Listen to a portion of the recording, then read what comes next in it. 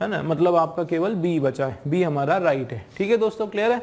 चलिए देखो next question, choose the appropriate form of tense given in sentence. ठीक है, for the given sentence tense बताना है। अब टेंस देखो क्या लिखा है, क्या लिखा है हमारा कि dogs are the gentlest of animal. Gentlest मतलब बहुत ही जेंटल एनिमल होते हैं, बहुत ही ईमानदार किस्म के एनिमल होते हैं। नन, ठीक है, none dash more tenderness then dogs, है ना, तो नन। अब दोस्तों ये जो नन शब्द है, ठीक है, नन का मतलब होता है नन के बाद हमेशा याद रखो, नन जो है इसके बाद हमेशा आपका प्लूरल नाउन होता है, बस इतना याद रखो। ठीक है, नन के बाद जो है क्या होता है, प्लूरल नाउन होता है। और अगर इसके बाद वर्ब होगा, ठीक है, तो वर्ब भी हमेशा प्लूरल वर्ब ही होगा। कैसा वर्ब होगा, प्लूरल वर्ब होगा। ठीक है, अब देख लेते हैं। तो देखो dogs are the gentlest of animal, none ever showed, तो नन वर शोड, नन किसी ने दिखाया, मोर देन वर शोड किसी ने भी वर शोड, है ना, तो वर ये तो आएगा नहीं, है ना, वर है, वर के बाद आपका विथ आईएनजी आना चाहिए, तो ये आपका कॉम्बिनेशन रॉन्ग हो गया, नन वर शोज। ठीक है, तो ये आपका रॉन्ग हो गया ए वाला। फिर देखो नन शोज, तो मैंने क्या बताया था, इसके बाद अगर वर्ब भी आया तो आपका प्लूरल वर्ब आना चाहिए, ये तो आपका क्या है, ये सिंगुलर वर्ब है, तो ये आपका नहीं आएगा, रॉन्ग हो गया। फिर ये नन शो आ सकता है मोर टेंडरनेस देन डॉग, ठीक है, क्योंकि ये आपका क्या है, ये आपका दोस्तों प्लूरल वर्ब है। ठीक है, और none has shown more tenderness than, तो dogs are gentlest of animal, none has shown किसी ने भी ज़्यादा टेंडरनेस नहीं दिखाया, तो ये परफेक्ट टेंस में। लेकिन आप ये बताओ कि यहाँ पे क्या हो रहा है दोस्तों, कि ये हैबिट की बात हो रही है, ये उसके रूटीन की बात हो रही है, कोई ऐसी बात हो रही है जिसमें डॉग की हमेशा की आदत, मतलब ऐसा नहीं हो रहा कि पुरानी कोई घटना बता रहा है कि किसी ने भी डॉग्स के जितना टेंडरनेस, जितना सॉफ्टनेस, जितना केयरनेस नहीं दिखाया। यहाँ क्या हो रहा है, रूटीन की बात हो रही है, मतलब एक ऐसी बात जिसमें डॉग्स हमेशा ही ऐसे होते हैं, मतलब वो अभी भी बोल रहे हैं कि शो मोर, हमेशा जो डॉग है वो टेंडरनेस दिखाता है, मतलब किसी कोई भी डॉग्स के अलावा कोई भी ऐसा जानवर नहीं है जो इतना टेंडरनेस शो करता है, दिखाता है। मतलब जब भी हम कंटिन्यूटी की, मैंने क्या बताया था कि आपका ये सिंपल प्रेजेंट जो है इसको हम लोग क्या बोलते हैं, इनडेफिनेट बोला जाता है। एक मिनट, जो सिंपल प्रेजेंट के आपके सेंटेंस होते हैं उनको हम लोग इनडेफिनेट टेंस के सेंटेंस बोलते हैं। देखो ये आपका या तो सिंपल सेंटेंस बोल दो उनको, प्रेजेंट तो नहीं बोलेंगे, पास्ट परफेक्ट फ्यूचर सब होता है ना, तो ये सिंपल सेंटेंस आप बोलो, या फिर आप उनको इनडेफिनेट बोलो। ठीक है, इनडेफिनेट बोलो। ये हमेशा आपका क्या दिखाते हैं, ये हमेशा कंटिन्यूटी वाले सेंटेंस, कोई हैबिचुअल चीजें, कोई एकदम चलन में है, कंटिन्यूटी है, ठीक है, उसके बाद कोई हैबिचुअल है,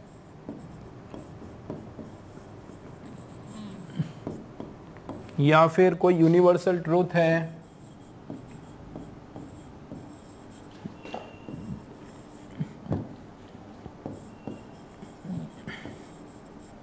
ठीक है, कोई यूनिवर्सल ट्रूथ है, कोई चलन वाली बात है, कोई ऐसी चीज जो सच्चाई है, जो कभी मिटती नहीं है, ठीक है, जो बार बार आदतन वो चीज रिपीट हो रही है, कोई ना कोई, है ना, रिपीट हो रही है बार बार, जो रूटीन है, एकदम रोज रोज जो चीजें चलती रहती है ना, रूटीन का जो काम है, ठीक है, ये रूटीन वाला जो काम है, तो ये सारे जो इस तरह की जो बातें हैं ना, वो सब के सब हम लोग देखो ये, तो ये डॉग्स जो है जेंटलेस्ट एनिमल है, नन, है ना, शो मोर टेंडरनेस, कोई भी इस तरह का टेंडरनेस नहीं दिखा पाता जैसे कि डॉग बताता, तो ये आपका राइट हो गया, सी वाला आपका दोस्तों करेक्ट आंसर है। ठीक है, क्लियर है। चलिए 11th के बाद ये देखो 12th question, choose the appropriate articles to complete the given sentence. Article देखना है, आर्टिकल का हमने पहले भी डिस्कस किया था, डेफिनेट और इनडेफिनेट, दो आर्टिकल्स, तीन आर्टिकल्स हैं आपके पास, कौन कौन से, ए, ठीक है ना, एन। आपने मेरा पहला वाला पेपर आपने देखा होगा, मैंने पूरा डिटेल में बताया है आर्टिकल्स के बारे में, ठीक है ना। ये दोनों के दोनों आपके इनडेफिनेट कहलाते हैं। क्या कहलाते हैं दोस्तों, इनडेफिनाइट आर्टिकल, अनिश्चित हो जाता है इसमें, और ये आपका जो है ये डेफिनेट आर्टिकल कहलाता है, मतलब इसमें निश्चित समय, निश्चित स्थान, निश्चित चीज़ों की, निश्चित व्यक्ति, उन चीज़ों की बात होती है। ठीक है, ये दोनों के दोनों जो है ये एक वचन को दर्शाते हैं। किसको दर्शाते हैं? एक वचन को, ठीक है। और ये जो है आपका एक वचन और बहुवचन दोनों को दर्शा सकता है। उसके अलावा ये ए जो है वो हम लोग यूज करते हैं कंसोनेंट के साथ, कंसोनेंट के साउंड के साथ। कंसोनेंट का जो साउंड है उसके साथ, व्यंजन के स्वर के साथ, ठीक है, साउंड के साथ। और ये हम दर्शाते हैं वोवेल, ठीक है, वोवेल के साउंड के साथ, उनका जो स्वर आता है ना उसके साथ ये दर्शाते हैं। कौन कौन से? ए या ई या आई या ओ या फिर यू, ये वाले स्वर के साथ। अब देख लेते हैं, I am all for dash early dinner. देखो मैं आपको इसमें एक ट्रिक बताता हूँ, ये आप देखो, ठीक है, अर्ली हो गया, अर्ली में ये ई लिखा हुआ है ना, साउंड कौन सा आ रहा है? देखो आवाज कौन सी आ रही है? अ की आवाज आ रही है, अर्ली, अर्ली है ना, इरली नहीं बोलते, अर्ली बोलते हैं। तो क्या आना चाहिए? देखो दो चीजें आ सकती है, क्या? देखो ध्यान से, दो चीजें आ सकती है, या तो एन आएगा है ना, या फिर द आएगा। भाई अ तो आएगा ही नहीं, अर्ली, ठीक है, ये तो आपको बिल्कुल कंफर्म हो गया कि या तो एन आएगा या द आएगा। अब देख लेते हैं शुरू में क्या क्या है, एन द वाला कौन कौन सा है? एन एन एन ये है ना, तो या तो एन आएगा या फिर द आएगा, फिर एन आएगा, अ आया, अ तो आएगा ही नहीं, अ वाला आपका नहीं आएगा, अ वाला क्रॉस आउट हो गया। अब इसको देख लेते हैं, though late dash the dinner we had at the hotel last night was nice. तो ये डिनर का ड आ गया। तो अब देखो दोस्तों, ड आया ना, तो या तो आपका यहाँ पे या तो ये द आ सकता है आपका डेफिनेट आर्टिकल, या फिर आपका क्या आ जाएगा यहाँ पे? अ आ जाएगा। एन तो आएगा नहीं, मतलब दूसरे वाले ब्लैंक में एन नहीं आएगा। ध्यान दो, दूसरे वाले ब्लैंक में आपका क्या नहीं आएगा? एन नहीं आएगा। इधर भी दूसरे वाले में एन नहीं आएगा। तो ये तो हो गया भैया, बहुत जल्दी सॉल्व हो गया हमारा। दूसरे वाले में एन नहीं आएगा, मतलब ये हमारा राइट आंसर है, ठीक है। देखो कैसे, ये देखो आई एम ऑल, ठीक है ना, I am all for an early dinner. मैं आज एक जल्दी, जो सुबह जल्दी वाला डिनर है, मैं सुबह I am all for an early dinner, मतलब आज मैं जो है जल्दी मैं डिनर करने वाला हूँ। दो लेट है ना, दो लेट, हालांकि late, the dinner we had at the hotel last night was nice, है ना। तो मतलब अच्छा, तो मैं आज एक जल्दी डिनर के लिए मन बनाया हुआ था मैंने, लेकिन फिर भी मतलब लेट होने के बाद भी फिर क्या हुआ कि जो डिनर, द डिनर, वो स्पेसिफिक हो गया। यहाँ पे डेफिनेट की बात कर रहे हैं कि द डिनर, वो डेफिनेट एकदम बात कर रहे हैं कि द डिनर वी हैड, वो डिनर जो हमने लिया था, कब लिया था? होटल पर लिया था लास्ट नाइट, वो बहुत अच्छा था। तो आपने क्या करा, उस डिनर को, उस डिनर का जो डिनर आप जो करने गए थे, उस डिनर को स्पेसिफाई कर दिया, जो वही वाला डिनर की बात हो रही है यहाँ पे, जो आपने उस होटल में लास्ट नाइट को हुआ था। मतलब एकदम डेफिनेट हो गया ना, पर्टिकुलर हो गया ना, तो उस कंडीशन में द आना है आपका, ठीक है दोस्तों। देखो कितना आसानी से हमने ट्रिकी तरीके से निकाला।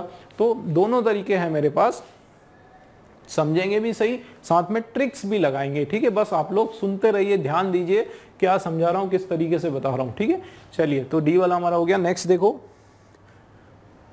choose the appropriate prepositional phrase to complete the given sentence, है ना। prepositional, ये हमारा prepositional phrase हमको ढूंढना है। चार फ्रेज आपके सामने हैं, कौन कौन से?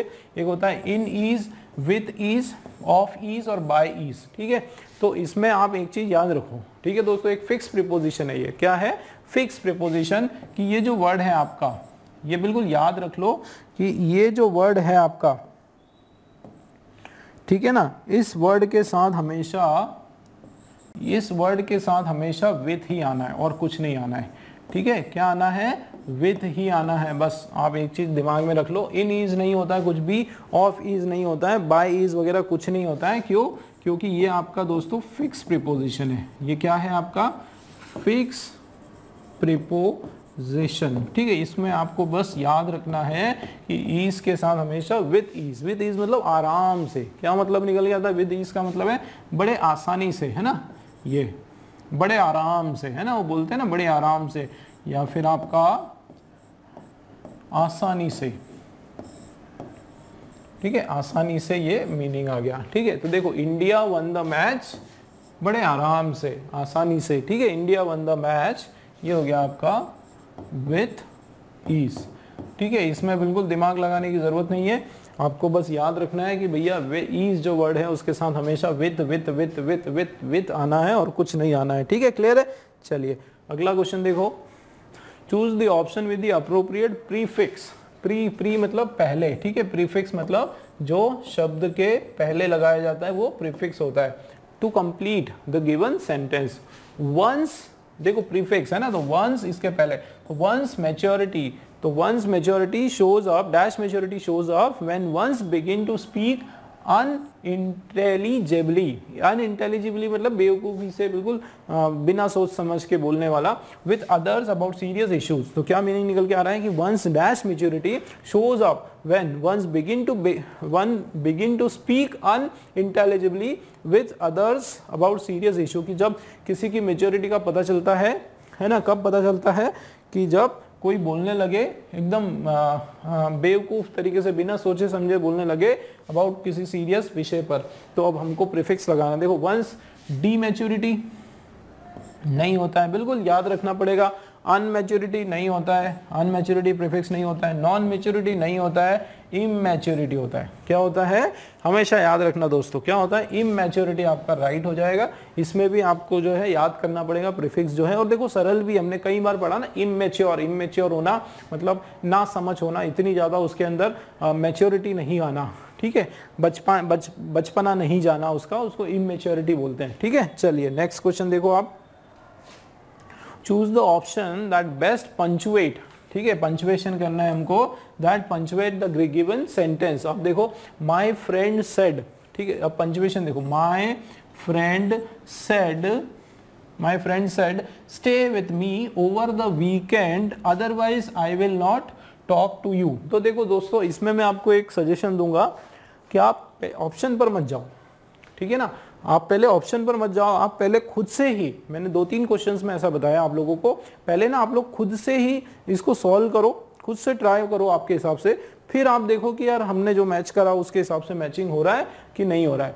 जैसे 1-2 चीज पकड़ लो, जैसे माय फ्रेंड सेड, मेरे मित्र ने कहा, अब वो कुछ कहेगा तो वो कहे हुए आगे के जो भी शब्द है ना दोस्तों, वो आपके हमेशा इन्वर्टेड कॉमास में आएंगे, ठीक है। आपने डायरेक्ट इनडायरेक्ट में भी पढ़ा होगा ना, कोई जैसे ये मैंने कहा ही सेड, है ना, उसने कहा, तो उसने कहा, उसके बाद कॉमा, उसके बाद इन्वर्टेड कॉमा, और बोलेंगे आई विल, मैं नहीं आऊँगा, है ना, तो आई विल नॉट कम, उसने कहा कि मैं नहीं आऊँगा। तो ये जो उसके जो शब्द हैं, ध्यान देना, उसके जो एग्जैक्ट शब्द हैं वो अपन क्या करते हैं, हम लोग इन्वर्टेड कॉमा के अंदर करते हैं। तो उसने कहा आई विल नॉट कम, यहाँ पे फुल स्टॉप, तो यही पैटर्न है पूरा। माय फ्रेंड सेड, तो मेरे दोस्त ने कहा, तो यहाँ कॉमा लगा दो, ठीक है ना। उसके बाद जो भी उसने कहा यहाँ पे आप उसका इन्वर्टेड कर दो। उसके बाद ये क्या कहा उसने कि स्टे, है ना, स्टे विथ मी, उसने क्या कहा कि stay with me over the weekend, मेरे साथ रुको, कहाँ, वीकेंड पे, मतलब जो भी वीकेंड हफ्ते के एंड में सैटरडे संडे, वहां पे मेरे साथ रुको, नहीं तो अदरवाइज क्या होगा कि I will not talk to you, नहीं तो मैं तुमसे बात नहीं करूंगा, ठीक है। अब इसमें कोई कॉमा वगैरह कुछ आ रहा है क्या, देखो माय फ्रेंड सेड, मेरे फ्रेंड ने कहा, स्टे विथ मी, मेरे साथ रुको, ओवर द वीकेंड, मेरे साथ ओवर द वीक, देखो यहाँ पे कॉमा आने की जरूरत ही नहीं, क्यों, क्योंकि ये कनेक्टर है, ये प्रीपोजिशन है, प्रीपोजिशन ने जोड़ने का काम पहले ही कर दिया कि मेरे साथ रुको, कहाँ रुको, देखो जोड़ने का काम कर दिया ना, तो कॉमा की जरूरत ही नहीं है। तो मेरे साथ रुको वीकेंड पे, जो हफ्ते का एंड है वहां पे रुको, अदरवाइज, ये देखो अदरवाइज, नहीं तो ये आपका हो गया कंजंक्शन, तो otherwise I will not talk to you, नहीं तो मैं तुमसे बात नहीं करूंगा। तो अब जब दोनों कनेक्टर है, ये भी जोड़ने का काम कर रहा है, ये भी जोड़ने का काम कर रहा है, तो दूसरे कॉमा वगैरह की जरूरत ही नहीं है ना, तो मैं तुमसे बात नहीं करूंगा, तो यहाँ हो गया फुल स्टॉप, और ये हो गया आपका इन्वर्टेड कॉमास, ठीक है, डबल कॉमास। देख लो ये वाला कौन सा है, तो माय फ्रेंड सेड, ठीक है, माय फ्रेंड सेड स्टे, प्रश्न थोड़ी पूछ रहे, क्वेश्चन मार्क नहीं आएगा, तो ये रॉन्ग हो गया। इधर देखो my friend said stay with मी, मेरे फ्रेंड ने कहा मेरे साथ रुको, ठीक है, तो माय फ्रेंड से stay with me over the weekend, तो ये माय फ्रेंड स्टे विथ मी थोड़ी कहा है उसने, ये इसके बाहर थोड़ी होगा इनवर्ड, ये तो उसी के शब्द थे, किसके शब्द थे, आपके फ्रेंड के शब्द थे, स्टे विथ मी, मेरे साथ रुको, तो ये नहीं होगा। माय फ्रेंड सेड, हाँ ये देखते हैं, stay with me over the weekend, यहाँ कॉमा आ गया, भाई कॉमा क्यों आ गया, कॉमा की जरूरत ही नहीं है, ये रॉन्ग हो गया, ये आपका करेक्ट हो गया। देखो my friend said comma stay with me over the weekend, ठीक है ना, excuse me, otherwise I will not talk to you, नहीं तो मैं आपसे बात नहीं करूंगा, तो ये आपका डी वाला एब्सोल्युटली करेक्ट है, ठीक है दोस्तों, क्लियर है। ठीक है, 16 question, choose the option that best transforms, ठीक है, सबसे बेस्ट जो ट्रांसफॉर्म करता है द सेंटेंस इनटू पैसिव। देखो दो क्वेश्चन आए हैं एक्टिव पैसिव के, हर चीज के दो दो क्वेश्चन आ रहे हैं, बहुत ध्यान देना है आप लोगों को। एक्टिव पैसिव पे ध्यान देना है, टेंसेस पे ध्यान देना है, आर्टिकल्स पे ध्यान देना है, ठीक है, दो दो क्वेश्चन बनते हैं। अब आप देखो the boy kicked the football, ये तो बहुत सरल है। देखो ये आपका सबसे पहले तो पैसिव में करना है, मतलब ये आपका है ना, ये आपका एक्टिव के फॉर्म में। कौन से फॉर्म में? एक्टिव के फॉर्म में, ठीक है। अब देखो इसका थोड़ा सा स्ट्रक्चर ढूंढते हैं। द बॉय, तो ये क्या है, एक्टिव में पहले सब्जेक्ट आता है, ये हो गया आपका सब्जेक्ट, ठीक है। उसके बाद वर्ब आता है, और वर्ब का कौन सा फॉर्म आता है? वर्ब का सेकेंड फॉर्म आता है, ठीक है। उसके बाद आपका जो है ऑब्जेक्ट आ गया, तो ये द फुटबॉल जो है वो क्या है, आपका ऑब्जेक्ट है।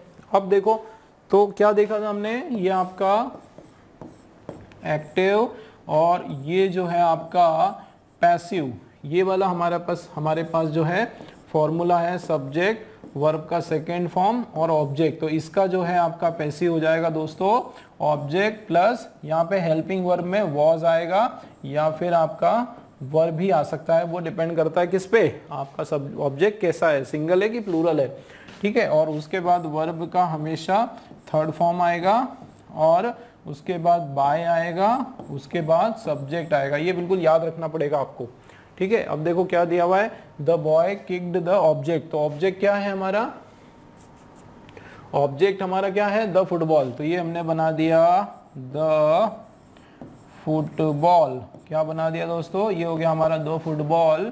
अब ये देखो फुटबॉल अकेली है तो वर नहीं आएगा, वॉज आ जाएगा, ठीक है, द फुटबॉल वॉज। और ये वर्ब का थर्ड फॉर्म भी जो है आपका किक्ड ही होता है, तो द फुटबॉल वॉज किक्ड, ये हो गया आपका बाय, ठीक है, बाय किससे, किसके द्वारा, द बॉय। ये हो गया आपका the boy was kicked by the boy, ये हो गया हमारा आंसर। अब देख लो पाए, मैं वही आपको बता रहा हूँ कि इस तरह के क्वेश्चन में ऑप्शन से पहले खुद भी थोड़ा सा समझ के करना पड़ता है, उसके बाद ढूंढा करो ऑप्शन। तो देखो द फुटबॉल, अब दो तीन ट्रिक्स है इसमें, ठीक है, ट्रिक्स मैं आपको बताता हूँ। मान लो बहुत सारे बच्चों को नहीं पता, बिल्कुल इतना लेवल बेसिक भी नहीं आ रहा है, तो देखो मैं ट्रिक बताता हूँ। ट्रिक ये है दोस्तों कि शुरू में इससे करेंगे, शुरू आप किससे करोगे, फुटबॉल से करोगे, ये आपका ट्रिक है, ठीक है। शुरुआत किससे करेंगे, फुटबॉल से करेंगे। तो ये देखो कि फुटबॉल से शुरुआत किस किस में हो रही है ना भाई, इसमें फुटबॉल से हो रही है, इसमें हो रही है, इसमें नहीं हो रही है, और इसमें देखो द फुटबॉल है तो द फुटबॉल से ही होगा शुरुआत, ठीक है। तो इसमें द फुटबॉल, इसमें द बॉय, इसमें खाली फुटबॉल, द नहीं, तो दो तो ऐसे ही कैंसिल हो गए, है ना। अब सीधी सी बात है, इसके बाद कोई हेल्पिंग वर्ब आना चाहिए, इतना याद रखना पड़ेगा यार, है ना, कि भाई इधर मेन वर्ब है तो इधर हेल्पिंग वर्ब आ रहा है, हेल्पिंग वर्ब वॉज आ सकता है ना। अब हेल्पिंग वर्ब, ये दो ऑप्शन बचे अपने पास, ये देखो इधर वॉज आया, इधर वॉज नहीं आया, खत्म बात, ये आंसर सही है हमारा, ठीक है। इतने बढ़िया इस तरीके से करो, तो किक्ड बाय द बॉय, ठीक है। तो ऐसे भी आप कर सकते हो, ठीक है, क्लियर है। चलिए ए वाला हमारा राइट आंसर। नेक्स्ट देख लेते हैं, ये 17 question, choose the option that best explain the highlighted expression, ठीक है, हाईलाइटेड वाला एक्सप्रेशन, इसका सबसे बढ़िया मीनिंग कौन निकाला। अब ये तो आपको पूरा अंदर घुस के पूरा समझना पड़ेगा, इसका मीनिंग पूरा समझना पड़ेगा कि इसमें से क्या, क्योंकि ये तो ऐसा है कि इसको समझ के इसकी जो क्रीम निकलती है ना, वो क्रीम यहाँ पे दी हुई है, वो हमको बताना है, मतलब इसका कहने का क्या मतलब है ना, वो इसमें दिया हुआ है। तो आपको पूरा हिंदी समझना पड़ेगा, देखो यही तरीका है। देखते हैं, आर यू, देखो सबसे पहले तो प्रश्न हो रहा है ना, तो क्या हो रहा है देखो, आर यू श्योर, है ना, क्या आप इस बात पे पूरा श्योर हो, पूरा सहमत हो, है ना। Are you sure I won't be stepping on her toes if I talk directly to her supervisor, कि क्या तुम ये बात पक्के में बोल सकते हो कि मैं जो है, मैं उसके आई won't be stepping on her stove. अब देखो ये आपका क्या हो गया, ये आपका एक फ्रेज हो गया, ये आपका क्या हो गया दोस्तों, फ्रेज हो गया, है ना। तो फ्रेज का मतलब ये देखो, स्टेपिंग, ये जो फ्रेज है आपका, जिन बच्चों को ये फ्रेज का मीनिंग पता है उसके लिए तो कोई प्रॉब्लम नहीं है। ऑन हर टोज, है ना, देखो आप थोड़ा सा समझ लो, स्टेपिंग ऑन हर टोज मतलब आप किसी के पाँव पर, उसके पाँव के ऊपर चढ़ना, मतलब क्या है, एक तरह से इंसल्ट का भाव शो करना।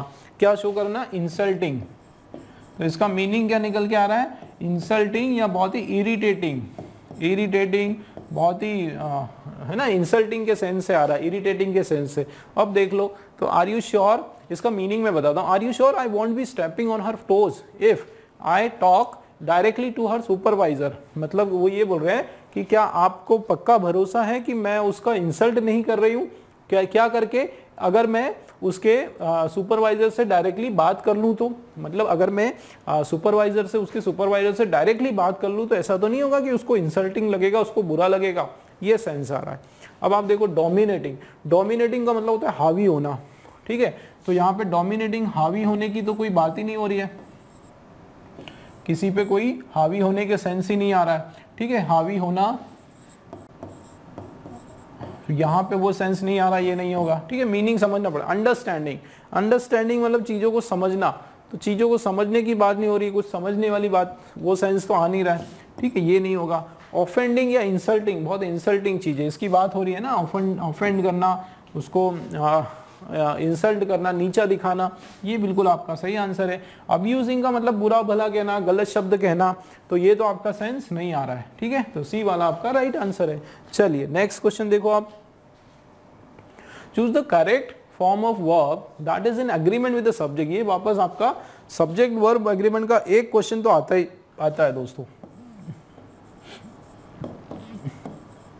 ठीक है ना। सब्जेक्ट वर्ब अग्रीमेंट का एक जो क्वेश्चन है वो आपका जेल प्रहरी में बिल्कुल बंधा हुआ है, आता ही आता है, ठीक है। तो मैंने जैसे बताया, क्या बताया मैंने पहले भी बताया था, अगर आपने सिंगुलर सब्जेक्ट लिया तो आप वर्ब भी जो है सिंगुलर वर्ब लेना है, और अगर आपका सब्जेक्ट प्लूरल है, ठीक है ना, प्लूरल सब्जेक्ट है, तो आपका जो वर्ब है दोस्तों वो भी प्लूरल आना ही आना है, ठीक है। अब आप देख लो कि ही dash of a very good doctor, he dash off a very good doctor who, ठीक है, who dash all respiratory ailments का मतलब होता है बीमारियां, डिजीज, ठीक है।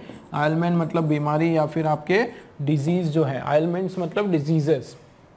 अब डैश ऑल रेस्पिरेटरी, तो मैंने क्या कहा था कि ये आपका सिंगुलर सब्जेक्ट है भाई, ये क्या हो गया आपका सिंगुलर सब्जेक्ट, तो यहाँ वर्ब अगर आएगा तो वो कैसा आएगा, सिंगुलर वर्ब आने वाला है, ठीक है ना। अब आप देखो ही नोज, तो ही नोज भी हो सकता है, ये भी हो सकता है क्योंकि सिंगुलर है, ये भी हो सकता है, ये भी हो सकता है, ये नहीं होगा, क्यों, he knew of the very good doctor who treats, he knew, अच्छा पास्ट टेंस, ये भी हो सकता है ना, ये क्यों नहीं हो सकता, ये भी हो सकता है ना, ये भी हो सकता है, क्यों, क्योंकि सेकंड फॉर्म में तो सेकंड ही आएगा ना अगर पास्ट टेंस की बात करें तो। चलिए फिर आगे, मतलब फर्स्ट वाले से पता नहीं चल रहा है साफ साफ, है ना, दूसरा वाला देखते हैं, of a very good doctor who, अच्छा ये बहुत इंटरेस्टिंग है दोस्तों, ये देखो हु आ गया आपका, है ना, हु आपका क्या है, अच्छा आर आपका कट गया, चलिए आर नहीं कटने देते हैं आपका। देखो ये मैं आपको बहुत बढ़िया चीज बता रहा हूँ, ये देखो यहाँ पे ये हु जो है ये आपका क्या है, रिलेटिव प्रोनाउन, याद रखना, ये बता रहा हूँ, ये हु जो WH वर्ड है ये क्या होता है आपका रिलेटिव प्रोनाउन, ठीक है, रिलेटिव प्रोनाउन है ये आपका, और ये WH का वर्ड है, ठीक है, जनरली WH का ये वर्ड है, ठीक है। इसमें 2 से 3 शब्द है, जैसे एक तो हु लगता है, जनरली ये 3 शब्द आते हैं दोस्तों, ठीक है, एक तो हु आता है, एक हुम आता है, याद रखना दोस्तों, एक हुम आता है, एक फिर आपका विच आ जाता है, ठीक है, और एक आपका दैट भी आ जाता है, एक भी क्या आ जाता है, दैट आ जाता है। अब आपको मैं इसका एक रूल बता रहा हूँ, ठीक है, मैं आपको एक रूल बता रहा हूँ, हाँ इसका रूल मैं आपको यहाँ बता देता हूँ, ठीक है, ये आपका इसका एक रूल बता रहा हूँ दोस्तों, याद रखना कि कभी भी आपके ये WH आए, ठीक है, तो इसके पहले ध्यान देना, इसके पहले आपका कोई नाउन आएगा, इसके पहले आपका कोई नाउन आता है मान लो, ठीक है, कोई नाउन आता है, और इसके बाद ध्यान देना, इसके बाद जो भी वर्ब आता है, इसके बाद जो भी वर्ब आता है, ठीक है, बहुत इंपॉर्टेंट चीज बता रहा हूं मैं फिर से। देखो आप कौन कौन से वर्ड हैं, ये सारे रिलेटिव प्रोनाउन के, हु आ गया, हुम आ गया, विच आ गया, दैट आ गया, ठीक है, ये सारे के सारे आपके क्या है, रिलेटिव प्रोनाउन है। तो ये जो वर्ब है ना दोस्तों, ये वर्ब इसके हिसाब से आएगा, verb is according to noun, मतलब जस्ट पहले वाला नाउन, ठीक है, इसके पहले वाला नाउन। और इस नाउन को जो है ना हम लोग क्या कहते हैं, एंटीसीडेंट। क्या कहा जाता है इस नाउन को, एंटीसीडेंट, है ना, एंटीसीडेंट कहा जाता है। इसका क्या मतलब है दोस्तों कि अगर, ठीक है ना, अगर ये नाउन आपका सिंगुलर है, ये नाउन आपका क्या है, सिंगुलर नाउन है, तो उस कंडीशन में ध्यान देना, ये अगर नाउन कैसा है, सिंगुलर नाउन, तो ये जो वर्ब है ये भी सिंगुलर वर्ब हो जाएगी, ठीक है ना। अगर ये नाउन आपका प्लूरल नाउन है, ये प्लूरल है, तो ये वर्ब भी आपका कैसा हो जाएगा, प्लूरल वर्ब, ये याद रखना है बस। तो देखो यहाँ देखो, ये आ गया आपका WH वर्ड, है ना, इसके बाद ये आ गया आपका डॉक्टर, ये आपका क्या है, एंटीसीडेंट, एंटीसीडेंट इसको कहते हैं, इसके जस्ट पहले वाला, मतलब ये जो वर्ब आएगा इसके बाद, हु के बाद जो भी ये वर्ब आने वाला है वो इसके हिसाब से। तो ये डॉक्टर जो है ये आपका सिंगुलर नाउन है, तो ये वर्ब भी जो है आपका क्या हो जाएगा दोस्तों, सिंगुलर वर्ब हो जाएगा, है ना। तो हु के बाद हमेशा सिंगुलर वर्ब, तो सिंगुलर वर्ब ये, तो ये प्लूरल है तो ये कैंसल, ठीक है ना। ये देखो हैव ट्रीटेड ऑल, तो हु हैव ट्रीटेड ऑल रेस्पी, जिसने हैव ट्रीटेड, हाँ, तो देखो हु हैज आता, हैव नहीं आता, है ना, क्योंकि ये आपका प्लूरल वर्ब है ना, ये प्लूरल है भाई, हैव तो प्लूरल हो गया ना, या तो हैज होता या ये होता ही नहीं आपका, हु हैव ट्रीटेड, ये आपके ऑल एलिमेंट्स, तो ये सेंस में नहीं होगा। अब देखो ये ट्रीट्स, ये आपका जो है सिंगुलर वर्ब है, ठीक है, और इधर ट्रीट्स ये भी आपका सिंगुलर वर्ब है। अब बात क्या हो रही, क्या कट हो गया हमारा, ये नहीं होगा, ठीक है, हैव ट्रीटेड नहीं होगा, है ना, ये नहीं होगा, तो ये दो हमारे कट हो गए। फिर आप देखो अब आपके पास क्या बचा है, एक तो आपके पास ये बचा है, दूसरा ये बचा है। अब क्या पास्ट टेंस में और उधर प्रेजेंट थोड़ी होगा। देखो he knew of the very good doctor, he knew of the very good doctor, ठीक है, हु ट्रीट्स द रेस्पिरेटरी, मतलब उसको ऐसे डॉक्टर के बारे में पता है, उसको पता था, जो करता है वैसे नहीं, पता है, अभी की बात हो रही है, जो कि बहुत अच्छा क्या करता है, who treats all respiratory element, जो हर एक रेस्पिरेटरी जो एलिमेंट्स है, रेस्पिरेटरी जो डिजीज है उसका ट्रीटमेंट करता है। मतलब ये पास्ट टेंस में नहीं होगा आपका, ये प्रेजेंट में ही होगा, ठीक है, क्योंकि पास्ट की तो कोई इधर बात समझ में ही नहीं आ रही, पास्ट टेंस में कोई इंडिकेटर ही नहीं है कि जिसमें हम उससे, जिसकी वजह से हम लोग पास्ट में सेंटेंस को करें, है ना। सिंपल प्रेजेंट का सेंटेंस है ये आपका, है ना, सिंपल प्रेजेंट का सिंपल का सेंटेंस है ये आपका, प्रेजेंट भी नहीं आएगा, तो ये हो जाएगा ही नोज, ठीक है, he knows of a very good doctor who treats respiratory elements, ये आपका सी वाला जो है आपका एब्सोल्युटली राइट हो जाएगा, ठीक है दोस्तों, क्लियर है। चलिए नेक्स्ट क्वेश्चन आप देखो, choose the correct form of verb from the following options in the given sentence. Correct form of verb निकालना है अपने को, ये वर्ब का क्वेश्चन आ गया। अब देखो बस started moving while she dash it, ठीक है, तो देखो ये स्टार्टेड, द बस स्टार्टेड, ये सब्जेक्ट का सेकेंड फॉर्म, बस स्टार्टेड मूविंग, वर्ब का सेकेंड फॉर्म है ना, V2 है, तो मूविंग, तो यहाँ अगर ये V2 है ना सर, तो ये जो है ये भी आपका पास्ट टेंस में ही होगा, ये भी आपका किस में होगा, है ना। देखो दोस्तों, तो ये आपका बस स्टार्टेड मूविंग करने, started moving while she dash it, तो she boarding, while she boarding it, तो शी बोर्डिंग तो नहीं होगा, कोई ना कोई हेल्पिंग वर्ब आएगा, ये cancel. While she was boarding, while she board it, she boarded भी नहीं होगा, कोई ना कोई वर्ब आ जाएगा ना, के दौरान, है ना। व्हाइल का मतलब क्या होता है, के समय, है ना, बस शुरू होने लगी, और व्हाइल मतलब उसके जस्ट बाद या उसके दौरान, उसके समय, उस समय, है ना, बस तो चलने वाली, जबकि वो क्या कर रही थी, शी वॉज डैश इट, तो she while she was boarding it, इस भी नहीं आएगा, क्यों नहीं आएगा, क्योंकि ये आपका सेकेंड फॉर्म में। तो कभी इस तरह का कोई आए ना कि शुरुआत आपका सेकेंड फॉर्म में, तो इधर आपका हेल्पिंग वर्ब का जो है पास्ट फॉर्म होगा, और उसके बाद जो भी मेन वर्ब का जो भी फॉर्म है, तो मेन वर्ब ING, ये स्ट्रक्चर आप लोग याद रख लो, ठीक है। तो the bus started moving while she was boarding it, जब वो जब वो उस पे चढ़ रही थी तब क्या हुआ कि बस जो है वो चलने लगी, आगे बढ़ने लगी। ठीक है, तो बी वाला हमारा राइट हो जाएगा। चलिए नेक्स्ट क्वेश्चन देख लेते हैं। ये आपका 20 वाला लास्ट क्वेश्चन है सेकंड पेपर का।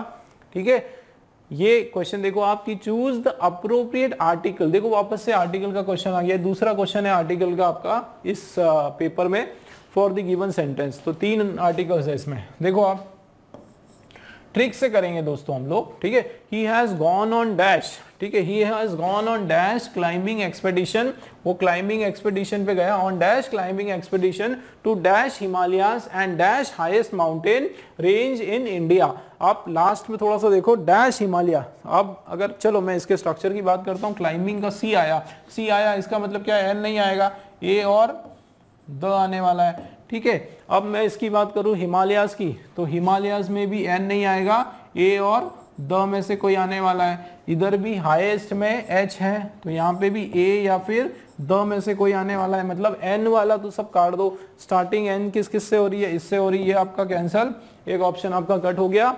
अब आप देखो, अब देखो हिमालयाज नहीं होता है, कभी भी याद रखना, आपने देखा ना किसी भी हिमालय का पर्वत का नाम, तो वो तो उसके साथ तो हमेशा द ही आता है। तो सेकंड वाला द कंफर्म हो गया, द आना है, सेकंड वाला क्या आना है, द आना है, ये तो कट ही हो गया हमारा। ठीक है, अब क्या बचा, द आने वाला है सेकंड वाला, तो द ये भी हो सकता है, और सेकंड वाला द आने वाला है, द ये भी हो सकता है, और ये द नहीं होगा क्योंकि ये द नहीं है यहाँ पे, तो ये आपका कट। अब हमारे पास 2 ऑप्शन है, क्या क्या, एक तो बी वाला हमारे पास बचा है और दूसरा सी वाला बचा है। अब आप देखो तो ही हैज गॉन डैश, है ना, gone dash the climbing expedition on Himalaya. देखो आगे the highest mountain range in Asia, ये वो क्या है, हाईएस्ट नहीं, द हाईएस्ट, उसको क्या स्पेसिफिक कर दिया ना कि हिमालय एक द हाईएस्ट माउंटेन रेंज है, मतलब क्या दोस्तों, लास्ट में ये भी द आने वाला है। ठीक है, क्योंकि वो द हाईएस्ट माउंटेन, वो कैसा है, सबसे हाईएस्ट है, उसको एकदम डेफिनेट कर दिया आपने, मतलब ये आपका ये करेक्ट है, ये ए आपका रॉन्ग हो गया, मतलब सी वाला आपका करेक्ट है। ठीक है ना, तो क्या हो गया, he has gone to a climbing expedition, एक क्लाइंबिंग एक्सपेडिशन पे वो गए, to the Himalayas and the Himalayas फिर comma the highest mountain range in Asia, Asia का जो सबसे हाईएस्ट माउंटेन रेंज है वहां वो गए। ठीक है, सी वाला हमारा राइट आंसर हो गया। ठीक है दोस्तों, किस तरीके से हमने 20 क्वेश्चंस हमने किए। अब आगे नेक्स्ट पेपर के साथ मैं वापस आप लोगों के साथ हाजिर होने वाला हूं, तब तक के लिए थैंक यू, शुक्रिया।